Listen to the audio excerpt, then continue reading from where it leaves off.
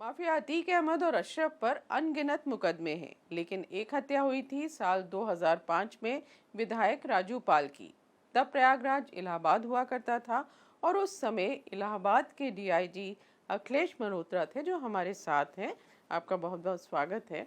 आप उस समय डीआईजी थे, बीएसपी का विधायक था राजू पाल, और उसकी हत्या हो जाती है। तो क्या हुआ था उस दिन? राजू पाल विधायक था। मेरे पास एक दिन मेरे ऑफिस में आया। उसने मुझसे ये कहा कि मुझे अतीक से बहुत भयंकर खतरा है, तो मुझे अतिरिक्त सुरक्षा चाहिए। वैसे तो विधायक को 2 सिपाही मिलते ही हैं, एक गनर मिलता है। मैंने राजू पाल को 4 सिपाही दे दिए थे, एसएलआर और AK-47 के साथ। गनर वगैरह साथ में थे।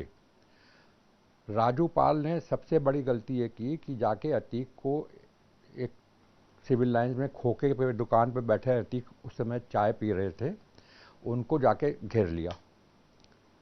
घेर के का है बा। तो अतीक उस समय घबरा गए कि ये शायद हमें मार देगा, लेकिन इसने मारा नहीं और चला आया वापस। ये उसकी गलती थी। उसके बाद अतीक ने कहा कि ये तो मेरे लिए खतरा है। फिर अतीक ने इसका मर्डर कराया। जिस दिन मर्डर हुआ उस दिन जहाँ तक मुझे याद है ईद का दिन था। और ये राजू पाल अपने विधायक वाली गाड़ी में बैठ के जा रहा था। साथ में इसके एक रुखसाना नाम की लेडी थी, जिनको ये अपनी बहन कहता था। उनके साथ बैठ के ईदी खा रहा था।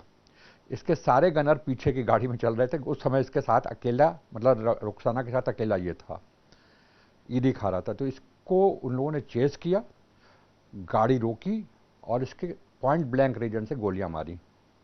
रुखसाना को भी गोली लगी। रुखसाना हॉस्पिटल में गई, उसका बाद में बयान भी लिया, और इसको मार के वो लोग भाग गए। राजू पाल का शव जो है पुलिस ले गई जीवन ज्योति हॉस्पिटल में, क्योंकि हम लोगों ने कहा कि हम लोग कैसे, कौन होते हैं डिक्लेयर करने वाले कि इसकी डेथ हो गई है, पहले हॉस्पिटल ले चलिए। हॉस्पिटल में वहीं पे जीवन ज्योति हॉस्पिटल में इसका पोस्टमार्टम कराया गया। पोस्टमार्टम कराने के बाद जब शव को एम्बुलेंस पर रखा गया तो राजू पाल के संबंधी शव को लेकर भाग लिए। फिर रोका हम लोगों ने, इंटरसेप्ट किया धूमनगढ़ थाने के पास, और वो स्टेशन वैगन लाके वो सॉरी एम्बुलेंस वापस लाके पुलिस लाइन में खड़ी की। राजू पाल की माँ को भी हम लोग ले आए थे। फिर राजू पाल का वहीं पे हम लोगों ने रात में उनकी माँ के सामने दाह संस्कार कराया। उसमें ये साबित हुआ कि हाँ, उसका पूरी विधि विधान से, हिंदू रीति रिवाज से दाह संस्कार हुआ है। फिर उसके बाद जो हुआ उसमें मैंने तत्कालीन मुख्यमंत्री, क्योंकि सांसद था उस समय, को कन्विंस किया कि इससे बहुत ख़राब मैसेज जा रहा है, अच्छी चीज़ नहीं है, पुलिस के मौजूदगी में ये घटना हुई है और इसमें सबसे ज़्यादा छवि खराब हो रही सरकार की, तो मुझे इसको गिरफ्तार करना पड़ेगा और हर हालत में करना पड़ेगा। तो उस समय थोड़ा सा रिलक्टेंस थी, लेकिन बाद में गिरफ्तारी मैंने की।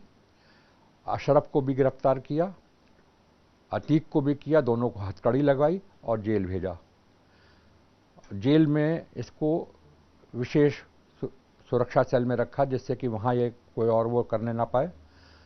107-16 इसके खिलाफ जेल के रहते रहते कहीं वही जेल में ही जाके एसडीएम से बाउंड डाउन कराया कि 116(3) में कि अब अगर कुछ हुआ तो सीधे चार्जशीट में फांसी ही होगी। तो इस तरह से ये घटना हुई थी। जिसे कैसे मारा था, उस समय हत्या कैसे की गई थी? मैंने बताया ना कि अगर उस दिन राजू पाल रुखसाना के साथ गाड़ी में अपने गनर्स के साथ होता तो शायद इतनी डेयरिंग हत्या नहीं हो पाती।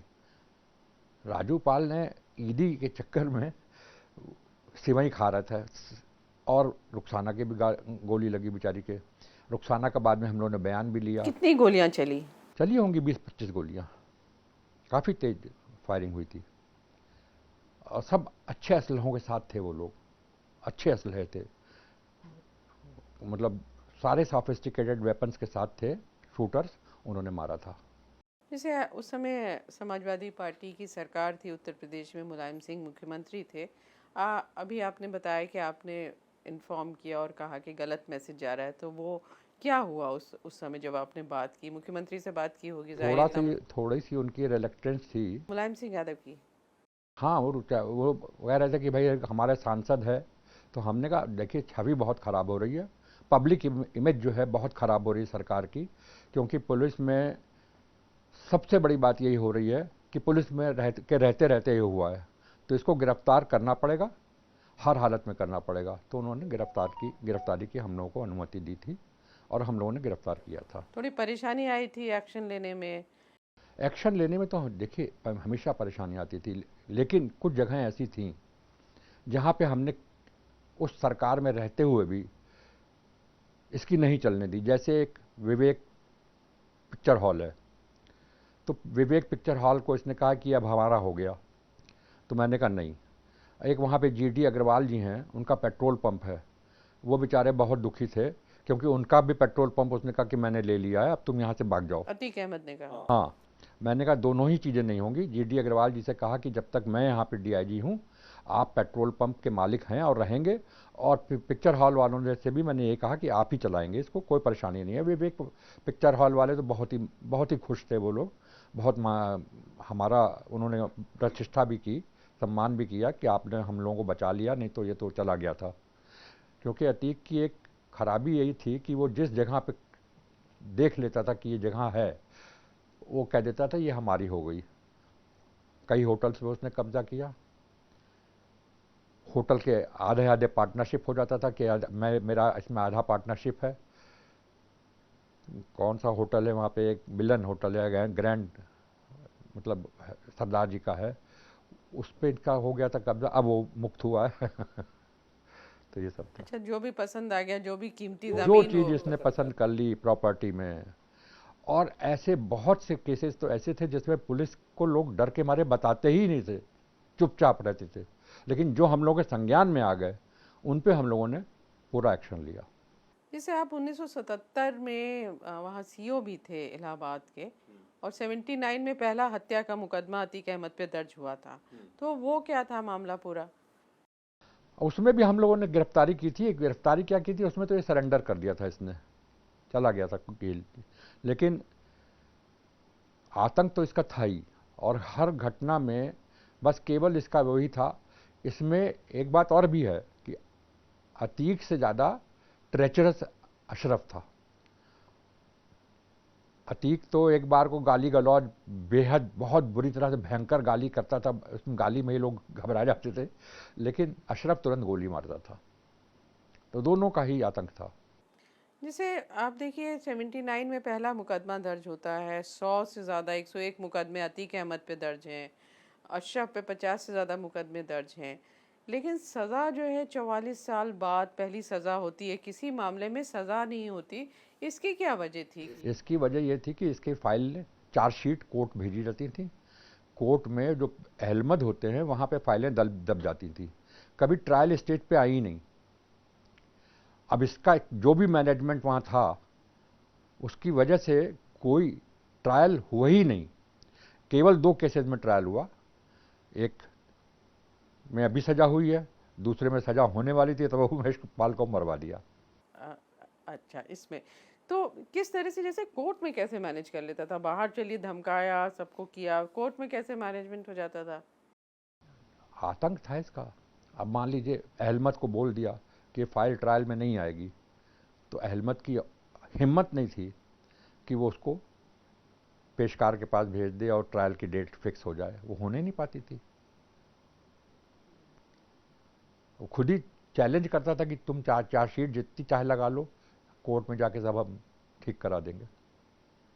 तो जैसे अगर हम प्रयागराज की बात करें, जो पहले इलाहाबाद था जब आप वहाँ पे पोस्टेड थे, तो कितनी ज़मीनों पर, कितने मकानों पर, कितनी बिल्डिंग्स पे कब्जा किया होगा अतीक अहमद ने? और कोई आपको ध्यान हो कि किस तरह से कब्जा किया वहाँ पे? अनगिनत कब्जे किए, अनगिनत, बहुत कब्जे किए। एक इसकी दूसरी खूबी ये थी कि इसने उस क्षेत्र में, चायल क्षेत्र में, मंदिर बहुत बनवाए। सारी मसारी में भी एक मंदिर इसने बनवाया, मंदिरी मोड़ पे मंदिर बनवाया, हिंदुओं को अपने बस में करने के लिए कि हिंदू लोग हमें वोट दें, ये दिखाना चाहता था कि हम हिंदुओं को बहुत प्रश्रय देते हैं। तो उस इलाके में कभी हारा नहीं, कभी भी नहीं हारा। बस एक बार हारा, फिर वो अशरफ बाई इलेक्शन नहीं, सांसद हो गया तो इसने चुनाव एमएलए का जो छोड़ा, तब अशरफ को लड़ाया, अशरफ हार गया, पूजा पाल जीत गई। ये थी सारी घटना। तो जब आप जैसे थे तब अशरफ, इसका पिता भी क्रिमिनल था, वो भी जेल गया था, तो किस तरह से पूरा परिवार वहाँ आतंक फैलाता था अपना इलाहाबाद? पूरा परिवार का आतंक था, सभी लोग इसमें पूरे क्रिमिनल थे। आपने देखा होगा कि इस घटना में भी असद ने उमेश पाल को एक डलिया के पीछे छुप गया था, जाके अंदर बैठ गया था, उसमें से निकाल के गोलियां मारी हैं। असद जो है वो छोटा सरदार कहलाता था। तो पूरा परिवार अपराध में लिप्त था, और मेरा ख्याल है अभी भी लिप्त रहेगा। अच्छा, अभी भी तो असद छोटा सरदार कहलाता था, और जो ये अली है, उमर है जो जेल में बंद है, उनके भी कुछ नाम थे? नहीं, उनके नाम नहीं थे। असद को ही बहुत ज़्यादा मानता था, चाहता था, ये उसको अपना वो बनाना चाहता हाँ था। हाँ बिल्कुल, मतलब जिसको कहते हैं कि गैंग का गैंग्स लीडर आगे आने वाले समय में वही होता, जो छोटा सर कहते थे, छोटा सर, छोटा सर।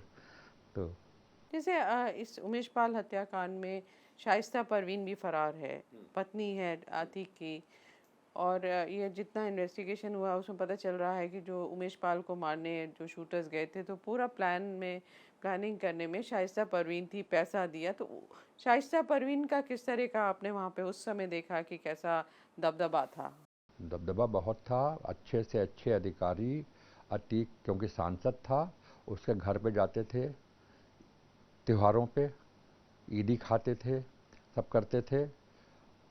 डीएम एसपी दोनों को साथ साथ जाना पड़ता था कि सांसद हैं, तो वो इसका वो था। और शाइस्ता परवीन भी अपराध में लिप्त थी। उसका सरेंडर ना करना ये साबित कर रहा है कि वो गैंग ख़त्म नहीं हुआ, गैंग चलता रहेगा, और आगे आने वाले समय में और इस प्रकार के मर्डर्स कराने की कोशिश की जाएगी।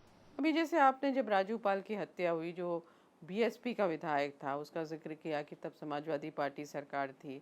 आपने बताया कि किस तरह से कोर्ट में मुकदमे आगे नहीं बढ़ पाते थे, फाइल ही आगे जाती ही नहीं थी। तो जो इसका पूरा सिस्टम था, क्योंकि ऐसा तो नहीं हो सकता कि कोई अपराधी, इतना बड़ा अपराधी हो, इतने मुकदमे हो, उसके खिलाफ कोई एक्शन ना हो, सज़ा ना हो। तो जो सरकारें थीं वो भी कहीं ना कहीं मदद करती थी। किस तरह का आपने क्या फील किया? पूरा प्रश्रय था, पूरा प्रश्रय था। इंडिया टीवी हर वक्त हर जगह डाउनलोड करने के लिए सर्च करें India TV news Google play store या ऐप स्टोर पर।